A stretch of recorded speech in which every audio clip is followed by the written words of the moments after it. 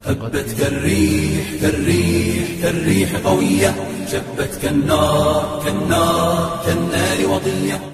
Bismillah, Assalamualaikum warahmatullahi wabarakatuh. Innal hamdalillah nahmaduhu wa nasta'inuhu wa nastaghfiruh wa na'udzu billahi min sururi anfusina wa min sayyiati a'malina. May yahdihillahu fala mudilla lahu wa may yudlil fala hadiya lahu. Nashhadu an la ilaha illallah wa nashhadu anna Muhammadan abduhu wa rasuluh la nabiyya wa rasula ba'da. Faqad qala ta'ala fil Qur'anil Karim, ya ayyuhalladzina amanu taqullaha haqqa tuqatih wa la tamutunna illa wa antum muslimun.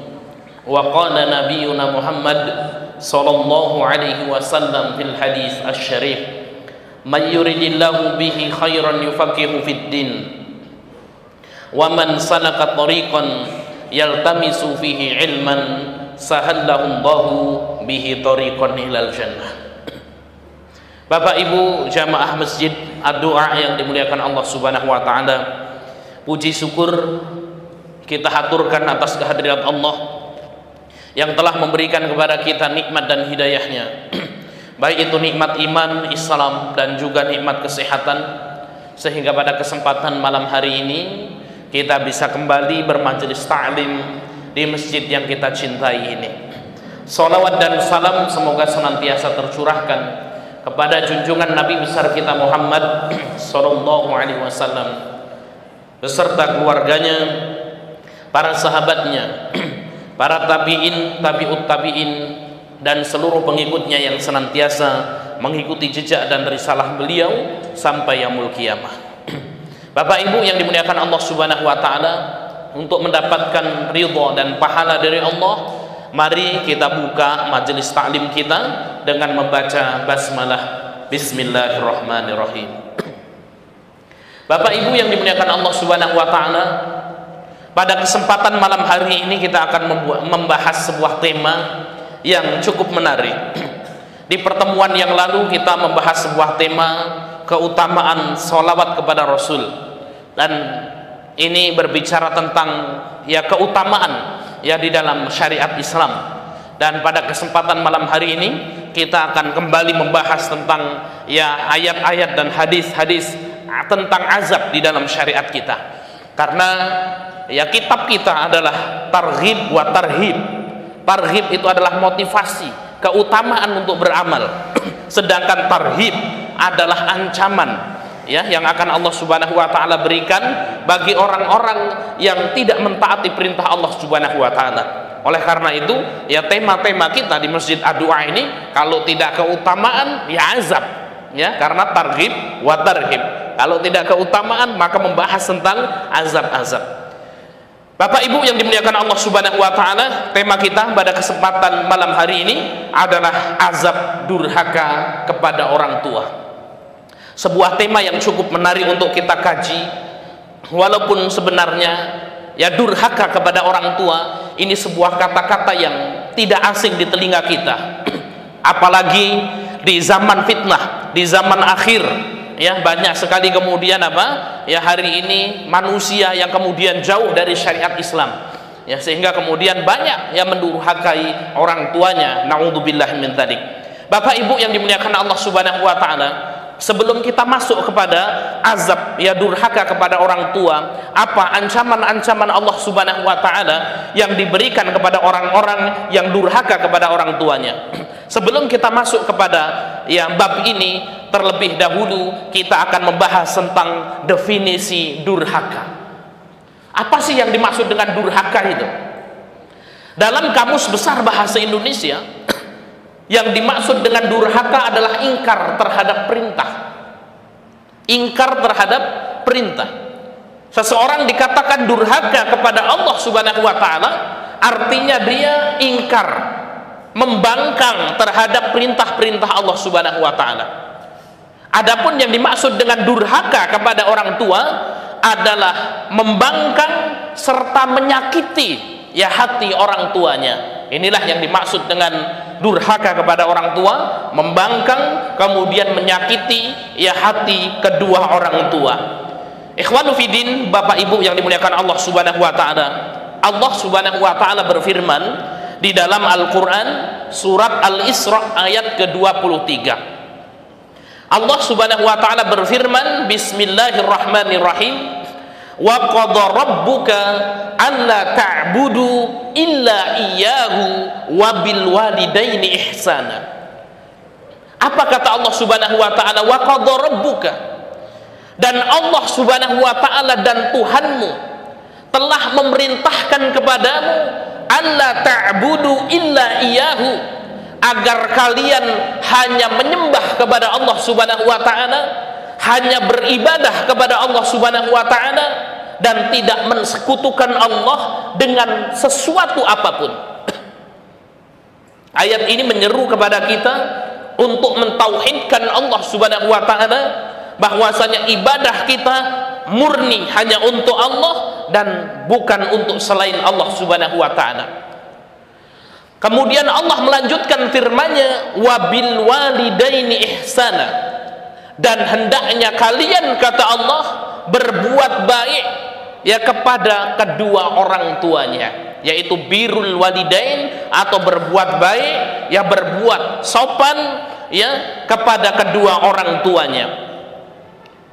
Kemudian Allah melanjutkan firman-Nya, imma yablughanna 'indakal kibaru ahaduhuma aw kilahuma, kalau engkau memiliki orang tua yang dua-duanya sampai usia yang tua, atau salah satunya sampai pada usia tua dan berada di bawah pengasuhanmu, kata Allah Subhanahu wa taala, maka Allah Subhanahu wa taala mengatakan, fala taqul lahuma uffin, maka janganlah sekali-kali engkau mengatakan kepada orang tuamu itu uff, yaitu ah.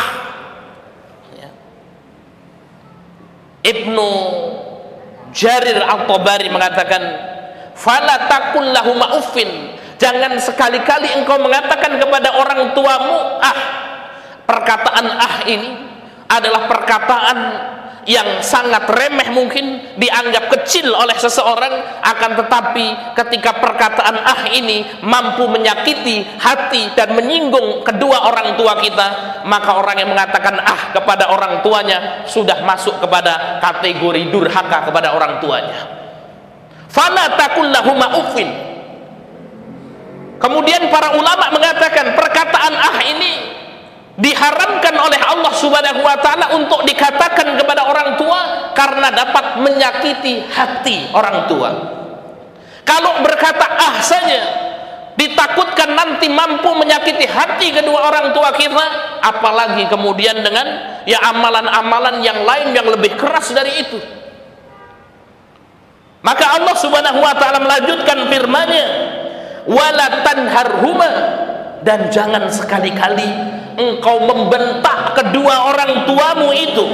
Wa qul lahuma qaulan karima, akan tetapi ketika kita bermuamalah kepada ibu bapak kita, berkatalah kepada keduanya dengan perkataan yang baik, dengan perkataan yang sopan. Bapak Ibu yang dimuliakan Allah Subhanahu wa taala, sebuah ayat yang menjelaskan kepada kita bagaimana kita bergaul dengan kedua orang tua kita. Ketika seorang muslim memiliki orang tua, maka dilarang baginya untuk mengatakan ah, karena dapat menyakiti hati orang tuanya. Dan hari ini kalau kita lihat Bapak Ibu yang dimuliakan Allah Subhanahu wa taala, begitu banyak sekali anak-anak yang membangkang kepada orang tuanya. Ada sebuah kisah nyata Bapak Ibu yang dimuliakan Allah Subhanahu wa taala, dan kita menyaksikan ini. Ada seorang laki-laki bujang belum menikah ketika itu, ya, kemudian minta dibelikan motor ya sama bapaknya. Bapaknya tidak mampu untuk membelikan motor itu. Dia marah, kemudian membawa golok akan disembelih bapaknya karena tidak mau membelikan motor untuk anak laki-lakinya itu. Na'udzubillah min dzalik. Bapak Ibu yang dimuliakan Allah Subhanahu wa taala, jelas ya ini merupakan sebuah perkara yang sangat besar dosanya di sisi Allah Subhanahu wa taala ketika seseorang membangkang kepada kedua orang tuanya. Oleh karena itu, ya apa saja ya azab yang akan Allah Subhanahu wa taala atau ancaman yang akan Allah Subhanahu wa taala berikan kepada orang-orang yang durhaka kepada orang tuanya. Azab yang pertama, Bapak Ibu yang dimuliakan Allah Subhanahu wa taala, bagi orang-orang yang durhaka kepada orang tuanya, orang yang durhaka kepada orang tua yang merupakan pendosa besar. Jadi durhaka kepada orang tua yang pertama merupakan dosa besar. Rasul sallallahu alaihi wasallam bersabda dalam sebuah hadis yang diriwayatkan oleh Imam Bukhari, suatu hari baginda Muhammad sallallahu alaihi wasallam sedang ngumpul ya bersama para sahabatnya. Kemudian beliau sallallahu alaihi wasallam bersabda, "Ala unabbiukum bi akbaril kabairi tsalatsa." Wahai sahabat-sahabatku, maukah kalian aku kabarkan dosa-dosa yang sangat besar? Ya. Kemudian ketika itu para sahabat mengatakan, "Qulna bala ya Rasulullah." Tentu ya Rasul, kami mau dikabarkan apa itu dosa yang besar itu sehingga kami mampu menjauhi dosa tersebut. Kemudian Rasul sallallahu alaihi wasallam bersabda, "Al-isyraku billah." Dosa besar yang pertama adalah syirik, yaitu mensekutukan Allah Subhanahu wa taala. Seorang beribadah kepada Allah akan tetapi tauhidnya masih rusak, dia masih meminta kepada selain Allah, dia masih memohon kepada selain Allah, yang meyakini bahwasanya ada Allah yang memberikan rizki, ya, meyakini bahwasanya ada selain Allah yang memberikan rizki untuknya, ya, maka ini adalah al-isyraku billah, ya, mensekutukan Allah, syirik yang pertama. Kemudian yang kedua, wa uququl walidain, dosa yang sangat besar. Yang kedua adalah durhaka kepada kedua orang tua. Wa kana mutaqian fajalas, dan ketika Rasul sallallahu alaihi wasallam mengatakan ini kepada sahabatnya, Rasul kondisinya dalam kondisi berdiri. Kemudian Rasul duduk. Ya, kemudian Rasul mengatakan lagi, ya, alla wa qaulu zur wa syahadatu zur, dan dosa besar yang ketiga adalah berkata bohong dan bersaksi bohong. Orang berbuat salah maka kemudian datangkan saksi-saksi palsu. Nanti kamu bersaksi palsu, nanti kasih duit kamu ya. Ya, maka kemudian apa? Persaksian palsu itu merupakan dosa yang sangat besar. Sampai kemudian disebutkan dalam hadis ini, fakana yukarriruha, dan Rasul terus mengatakan, ya, alla wa qaulu zur wa syahadatu zur, alla qaulu zur wa syahadatu zur, ya, kebohongan dan kesaksian palsu itu adalah dosa yang sangat besar. Kemudian sahabat sampai mengatakan, famazala yukarriruha hatta qulna laitahu sakat. Ya, sampai kemudian Rasul mengulang-ulang ini, sampai kemudian ya aku berharap Rasul ini nanti ya sudah bisa diam, ya, karena kemudian mau diulang-ulang terus, ya. Ikhwanu fiddin, Bapak Ibu yang dimuliakan Allah Subhanahu wa taala, ini merupakan dosa yang sangat besar ketika seorang durhaka kepada kedua orang tuanya. Dan azab yang pertama, ancaman yang pertama, orang yang durhaka kepada ibu bapaknya, mereka termasuk pendosa besar yang akan diancam dengan azab yang sangat pedih dari Allah Subhanahu wa taala. Kemudian Bapak Ibu yang dimuliakan Allah Subhanahu wa taala, azab yang kedua, durhaka kepada orang tua menjadikan amalan seseorang sia-sia. Saya ulangi, azab yang kedua bagi orang yang durhaka kepada orang tuanya, yang menjadikan amalan seseorang sia-sia. Mungkin seorang sudah beribadah kepada Allah, banyak berinfak, masya Allah, sholatnya rajin. Kalau ke masjid di shaf pertama, dia yang azan, mungkin dia yang jadi imam, azan jadi imam, kemudian ya apa namanya iqomah sendiri dan lain sebagainya. Ya, sodakohnya luar biasa. Akan tapi ketika ada masalah dengan kedua orang tuanya, ya, maka kemudian apa? Dia termasuk ya golongan orang-orang yang memiliki dosa besar. Dan Rasul sallallahu alaihi wasallam bersabda, saya sebutkan hadisnya. Hadisnya adalah hadis yang hasan derajatnya, makbul dan bisa diterima. Salasatun, kata Allah, ada 3, la yaqbalullahu azza wa jalla minhum sarfan wala adlan. Ada 3 orang, kata baginda Muhammad sallallahu alaihi wasallam, la yaqbalullahu azza wa jalla anhu sarfan wala adlan, yang Allah subhanahu wa ta'ala tidak akan menerima darinya sorfan. Para ulama ketika menjelaskan maksud dari sorfan adalah amalan-amalan sunnahnya.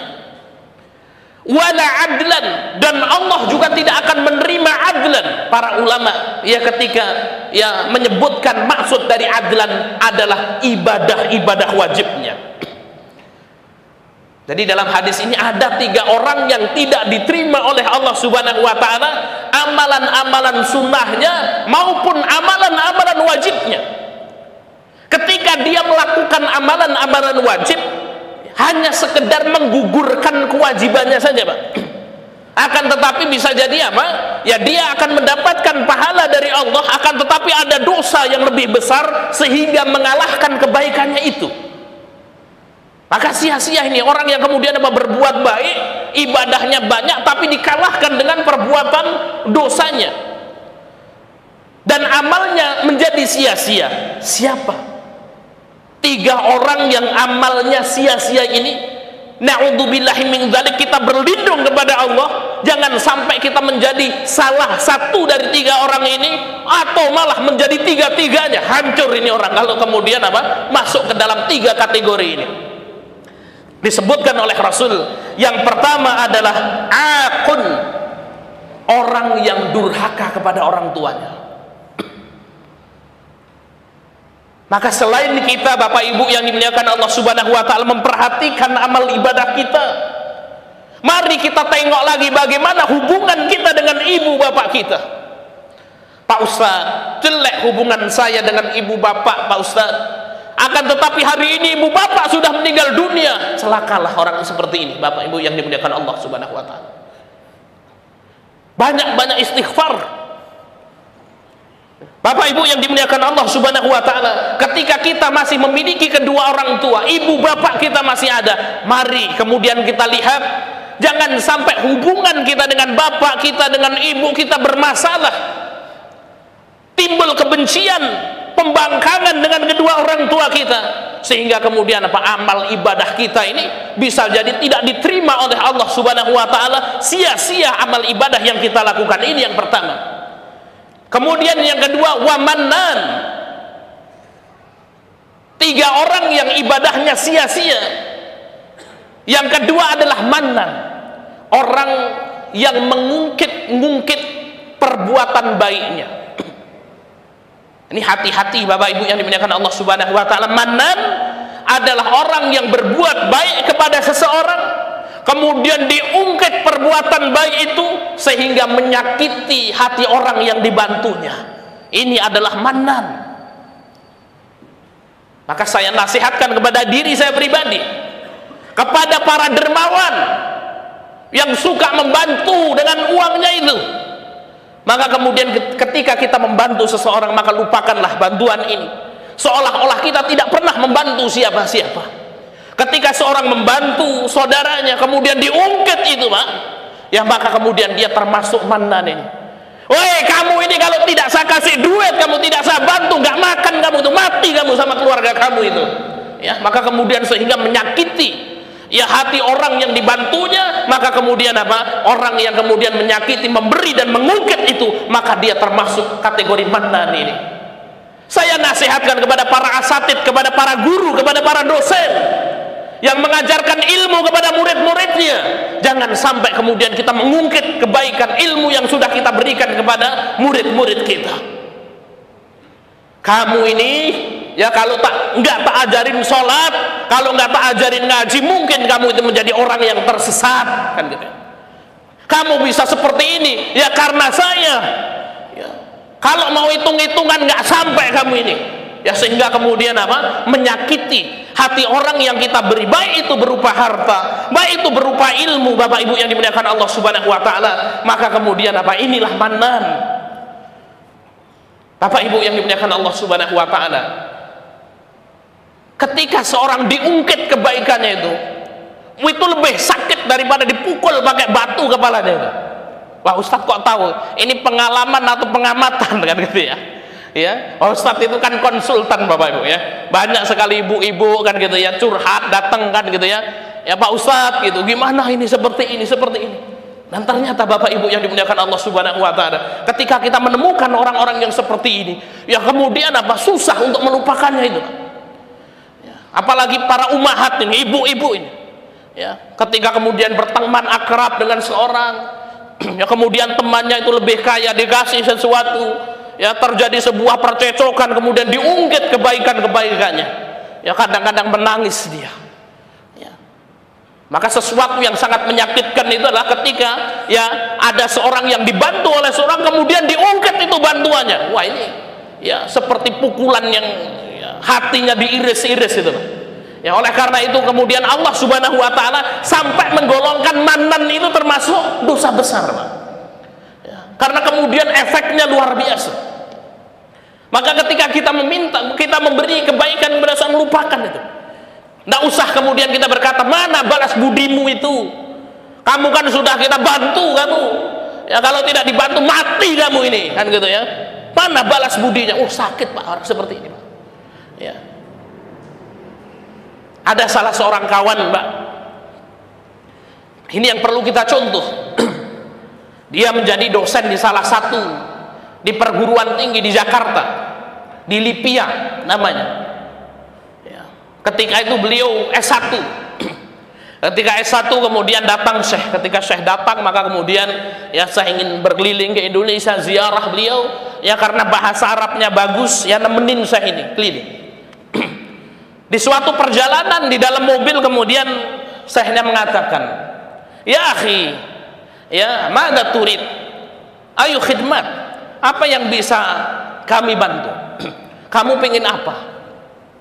Kemudian kawan saya ini mengatakan, ya Syekh, saya ini pengen lanjut S2 saya. Oh, lanjut S2. Ya berapa duit yang dibutuhkan? Ya sekian rupiah. Ya enggak tahu rupiah ini berapa harusnya. Ya maka tanya dolar. Ya berapa dolar? Sekian dolar. Puluhan juta lah Pak, lumayan. Ya. Maka kemudian saya ini terdiam. Ya kemudian apa? Ya ketika kembali ke Saudi Arabia kemudian apa? Ya di SMS lagi, kirim nomor rekening Anda. Ya dikirim nomor rekeningnya, dikirim duit. Ini silahkan uang digunakan untuk apa? Biaya S2 sampai selesai. Akhirnya sekolah Pak ya, dikasih duit sama saya ini kan rezeki kan gitu ya. Akhirnya melanjutkan S2-nya. Setiap satu semester masalah kawan kita ini orang yang baik, dikirim sama Syekh ini. Syekh ini hasil nilai saya semester ini. Sama Syekhnya kemudian dilihat nggak pernah dibalas. Ya. Kemudian dikirim lagi, dilihat nggak dibalas, dan sampai sekarang ya kemudian apa? Ya tidak pernah membahas itu lagi. Dan beliau mengatakan seolah-olah Syekh ini mengasih sesuatu kemudian melupakannya, seakan-akan tidak pernah memberikan sesuatu apapun kepadaku. Ini Bapak Ibu yang dimuliakan Allah Subhanahu wa taala. Setan ini pinter Pak bermain di dalam hati manusia. Terkadang kita itu melakukan suatu amalan-amalan yang sangat luar biasa. Orang yang punya duit membantu orang lain, oh ini pahalanya luar biasa sekali Pak. Akan tetapi kemudian apa? Setan ini menghembuskan ketika dia membantu ikhlas Pak. Karena Allah Subhanahu wa taala. Akan tapi kemudian apa? Maka ikhlas itu ada 3. Ikhlas sebelum beramal, ikhlas ketika beramal, dan ikhlas setelah beramal. Kadang-kadang orang itu sabar ketika ia mau beramal ikhlas karena Allah. Ketika beramal ikhlas sama Allah Subhanahu wa taala, tapi setan tidak berhenti di situ. Dia berpikir bagaimana amal-amalnya ini dihapus oleh Allah Subhanahu wa taala, maka sehingga kemudian apa? Salah satunya adalah kemudian apa? Yang menggoda seseorang ketika telah berbuat baik, bagaimana supaya orang ini mengungkit kebaikan itu sehingga kemudian apa? Hangus pahala-pahalanya, bukan hanya hangus pahalanya, Pak, langsung kemudian apa? Mendapatkan klaim manan seorang pendosa besar. Na'udzubillah min dzalik. Bapak Ibu yang dimuliakan Allah Subhanahu wa taala, ya kemudian yang ketiga Bapak Ibu yang dimuliakan Allah Subhanahu wa taala, orang-orang yang tidak berguna, orang-orang yang sia-sia amalannya adalah mukadzibun biqadrin, orang yang mengingkari qadar, mengingkari takdir. Ya takdir itu tidak ada. Ya. Nah ini adalah orang-orang Qadariyah namanya, mukadzibun biqadrin. Ini adalah orang-orang Qadariyah yang mereka berkeyakinan bahwasanya ya tidak ada, ya dalam hidup ini tidak ada urusannya sesuatu dengan Allah Subhanahu wa taala. Orang kaya karena dirinya, karena dia rajin bekerja, kaya. Orang masuk surga karena dirinya, orang masuk neraka karena dirinya. Tidak ada urusannya dengan Allah Subhanahu wa taala. Mukadzibun biqadrin. Seperti Qarun itu, kaya raya, tadinya miskin, minta doa dari Nabi Musa, didoakan, dikabulkan, menjadi orang kaya. Ketika dimintai infak, dimintai sedekah, "Wahai Nabi Musa, saya kaya seperti ini bukan nggak ada urusannya dengan Allah. Naudzubillah. Saya kaya karena kepandaian saya, karena kerja keras saya sendiri." Ini mukadzibun biqadrin. Jadi Bapak Ibu yang dimuliakan Allah Subhanahu wa taala, ini 3 orang yang kemudian amalannya sia-sia. Kita harus menjauhi 3 hal ini. Yang pertama adalah yang mensekutukan Allah Subhanahu wa taala. Yang pertama adalah akun atau durhaka kepada kedua orang tua, mengungkit pemberian, kemudian ingkar terhadap takdir Allah Subhanahu wa taala. Saya bacakan sebuah hadis lagi Bapak Ibu yang dimuliakan Allah Subhanahu wa taala. Rasul sallallahu alaihi wasallam bersabda, "Salasatun, ada 3 orang, la yanfa'u ma'ahunna amalun." Ada 3 orang yang amalnya ini tidak bermanfaat baginya. Kita ini beribadah Bapak Ibu yang dimuliakan Allah Subhanahu wa taala, yang kita minta itu apa sih? Amal yang diterima tuh Bapak Ibu. Setiap hari kita berdoa kepada Allah, "Allahumma inni as'aluka ilman nafi'an." Ya Allah, sesungguhnya aku meminta kepadamu itu ilmu yang bermanfaat, wa rizqan thayyiban, dan rizki yang baik, dan yang ketiga wa amalan mutaqabbalan, dan amal yang diterima. Manusia kalau kemudian sudah diklaim sama Allah Subhanahu wa taala ini tidak bermanfaat amalannya, ini bagaimana Bapak Ibu? Kita sholat, kita beribadah kepada Allah, "Inna sholati wa nusuki wa mahyaya lillahi rabbil alamin." Ya, sesungguhnya hidupku, sholatku, korbanku, hidupku, matiku itu untuk Allah Subhanahu wa taala. Kemudian Allah mengatakan tidak diterima amal-amalannya, ibadahnya tidak diterima. Inti hidup itu beribadah kepada Allah Bapak Ibu. "Wa ma khalaqtul jinna wal insa illa liya'budun." Tidaklah aku ciptakan jin dan manusia kecuali untuk beribadah kepada Allah. Memang hidup, hakikat inti hidup itu untuk beribadah kepada Allah. Lah ini Allah mengatakan ini 3 golongan yang dia beribadah tapi tidak berguna ibadahnya, hanya sekedar menggugurkan kewajibannya saja. Ya. Maka Rasul sallallahu alaihi wasallam bersabda, "Salasatun la yanfa'u ma'ahunna amalun." Ada 3 orang yang tidak berfaedah ini amalannya. Asyirku billah. Yang pertama, orang yang melakukan syirik kepada Allah. Walaupun haji 10 kali Bapak Ibu yang dimuliakan Allah, kalau menyekutukan Allah maka tidak berguna itu hajinya itu. Ada sebuah kisah nyata Bapak Ibu yang dimuliakan Allah Subhanahu wa taala. Ada seorang kiai yang kemudian memiliki kesaktian gitu ya. Sehingga kemudian ini ada seorang anak, dia punya seorang putra. Ya.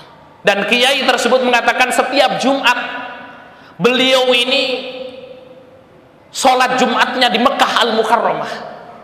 Ya. Setiap Jumat sholatnya di Mekah Al-Mukarramah. Tapi kemudian beliau ini memiliki sebuah ruangan khusus. Akhirnya kemudian beliau meninggal dunia, anaknya masuk ke ruangan tersebut, dibaca.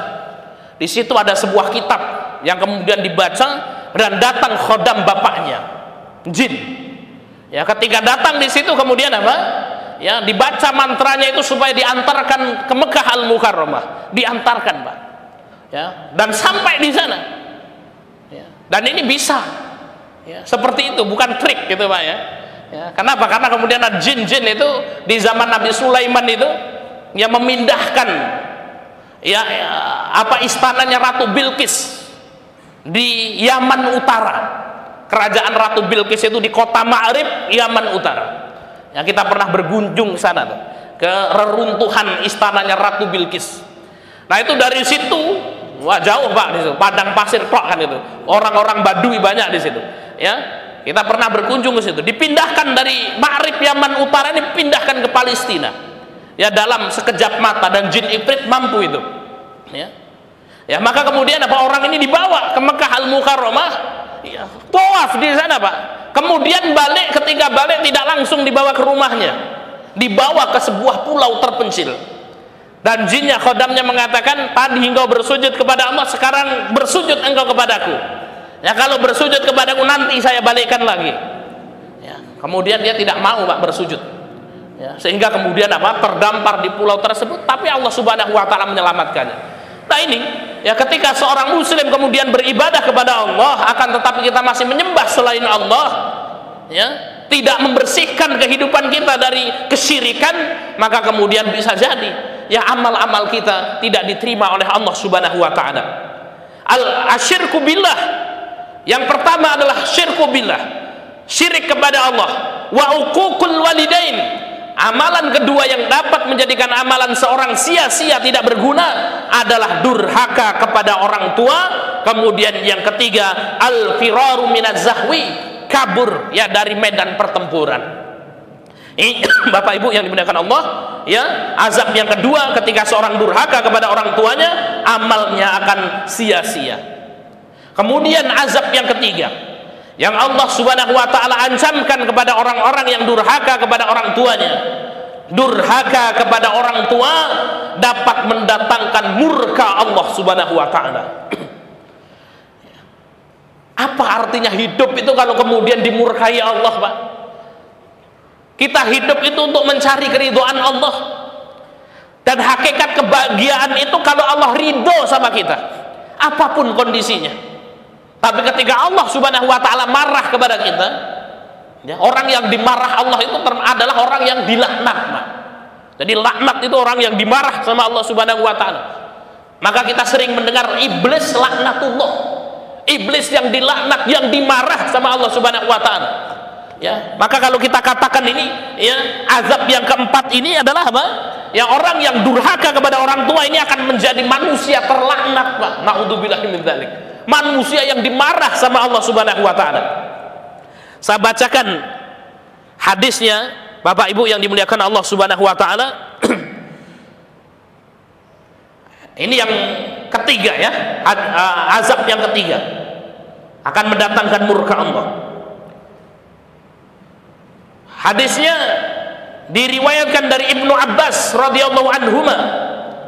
Rasul sallallahu alaihi wasallam bersabda, ini riwayat Bukhari, "Ma min muslimin lahu walidani muslimani." Tidaklah ada seorang mukmin, seorang muslim yang memiliki dua orang tua, bapak ibu yang muslim pula. Apa kata Rasul? Tidaklah seorang muslim memiliki bapak dan ibu yang muslim pula. Yusbihu ilaihima muhsinan. Kemudian orang tersebut berbuat baik kepada ibu dan bapaknya. Ada orang muslim punya bapak, punya ibu, kemudian berbuat baik kepada ibu bapaknya. Illa, kecuali fatahallahu lahu babaini ya'ni minal jannah, kecuali Allah akan membukakan kepadanya dua pintu surga, Bapak Ibu yang dimuliakan Allah. Ya, jadi kedua orang tua kita itu adalah pintu surga kita. Tidaklah seorang muslim memiliki ayah, memiliki ibu, kemudian dia berbuat baik semampunya, Bapak Ibu yang dimuliakan Allah, kecuali Allah akan membukakan dua pintu surga kepada orang tersebut. Wa in kana wahidun fawahidun. Kalau kemudian kedua orang tuanya ini meninggal satu, tinggal satu bapaknya saja atau ibunya saja, maka pintu surga itu tinggallah satu. Ya. Wa in aghdaba ahadihima lam yardallahu anhu. Kemudian Rasul sallallahu alaihi wasallam mengatakan, dan apabila ya kedua orang tuanya atau salah satunya marah kepadanya, murka kepadanya, lam yardallahu anhu, maka Allah Subhanahu wa taala tidak akan ridho kepada orang tersebut. Bapak Ibu yang dimuliakan Allah Subhanahu wa taala. Ya. Orang hidup kalau sudah kena marahnya Allah, Orang hidup kalau sudah kena murkanya orang tua, Bapak Ibu yang dimuliakan Allah Subhanahu wa taala, maka kematian itu lebih baik baginya. Hidup kemudian orang tuanya marah, dari itu kepadanya, Pak, ini susah ini, Pak, orang ini. Tidak mungkin orang kok hidup dimurkai sama orang tuanya, kemudian apa dia hidupnya bahagia haihata. Itu jauh, Pak. Kenapa? Ketika orang tua marah kepada anaknya, maka kemudian Allah Subhanahu wa taala pun marah kepadanya. Maka dalam hadis yang lain disebutkan ya bahwasanya ridhallahi fi ridha walidi. Keridhaan Allah itu ada pada keridhaan orang tua. Wa sakhatallahi, dan marahnya Allah itu kemarahan Allah, murkanya Allah ada pada kemarahan orang tua kita, Bapak Ibu yang dimuliakan Allah Subhanahu wa taala. Ya. Maka luar biasa ini, Pak. Bapak Ibu yang dimuliakan Allah Subhanahu wa taala. Maka selagi orang tua kita masih ada, bahagiakan mereka, Bapak Ibu. Minta keridhaan mereka. Dan orang yang sudah mendapatkan ridho dari orang tua, Masya Allah, insya Allah semuanya akan dimudahkan oleh Allah Subhanahu wa taala. Ketika orang tuanya murka kepadanya, tentunya dalam hal-hal yang tidak keluar dari syariat. Ada orang tua kemudian mengatakan, wahai anakku, murtadlah engkau, keluar dari agama Islam. Kalau tidak saya marah kepadamu. Apa yang dilakukan, Pak? Keluar dari agama Islam atau tetap bersikukuh dengan agama Islam? Bersikukuh dengan agama Islam. Kenapa? Karena perintahnya adalah keburukan. Jadi kaidahnya la ta'atal makhluk fi maksiatil khaliq. Tidak ada ketaatan kepada makhluk kalau itu membuat kita bermaksiat kepada Sang Pencipta. Maka ketika orang tua menyuruh kita ya berbuat kejelekan, oh tidak apa-apa kalau kemudian tidak ditaati, itu mendatangkan maksiat kepada Allah, tidak. Ya. Seperti di zaman Rasul itu ada sahabat Sa'ad, ya kemudian apa masuk Islam dia dan ibunya marah, kalau engkau tidak mau kembali kepada agama nenek moyangmu, saya akan mogok makan, saya akan mogok minum. Ya, saya akan mogok makan, saya akan mogok minum. Betul, Pak. Ibunya itu tidak makan, ibunya kemudian tidak minum. Kemudian saat datang kepadanya, wahai ibuku, seandainya engkau memiliki 100 nyawa, dicabut oleh Allah, dikembalikan lagi, dicabut oleh Allah, dikembalikan lagi, sungguh aku tidak akan meninggalkan agama Nabi Muhammad Sallallahu Alaihi Wasallam. Akan tetapi terus berbuat baik, tidak memutus hubungan silaturahmi ini. Ya. Masalah akidah, lakum dinukum waliyadi. Tidak boleh kita ya kemudian apa ya bermaksiat kepada Allah. Akan tapi dalam masalah muamalah, maka kita harus terus berbuat baik. Contohnya Nabi Ibrahim alaihissalam. Nabi Ibrahim alaihissalam ini bapaknya Azar, orang yang jahat, Pak, tidak beriman kepada Allah. Akan tapi kemudian apa dalam masalah akidah, Nabi Ibrahim musuh bagi bapaknya, nggak mau ikut agamanya bapaknya. Akan tetapi dalam masalah apa ya, dalam masalah bergaul, maka kita wajib untuk berbuat baik kepada kedua orang tua kita. Bapak Ibu yang dimuliakan Allah Subhanahu wa taala, ini azab yang ketiga ya, ada sekitar 8 ya azab yang Allah Subhanahu wa taala siapkan bagi orang-orang yang durhaka kepada orang tuanya. Insyaallah akan kita lanjutkan di pertemuan yang akan datang. Ya, saya bacakan yang ada 3 yang sudah kita bahas azab durhaka kepada orang tua. Yang pertama, durhaka kepada orang tua adalah dosa besar. Kemudian yang kedua, durhaka kepada orang tua ya menjadikan amalan seseorang sia-sia. Kemudian yang ketiga, durhaka kepada orang tua dapat mendatangkan murka Allah Subhanahu wa taala. Sebenarnya kita bahas 3 ini sudah mengerikan sekali. Ya, untuk apa ini? Hidup seseorang kemudian mendapatkan murka Allah, dia beramal tidak diterima amalnya, sia-sia amalnya, ya maka ini sebuah kerugian yang sangat luar biasa. Oleh karena itu, mari ya kita manfaatkan umur kita dengan baik, Bapak Ibu yang dimuliakan Allah. Ya, ketika kedua orang tua kita masih ada, maka kemudian berbuat taatlah kepadanya. Jangan sampai kemudian apa orang tua kita murka kepada kita.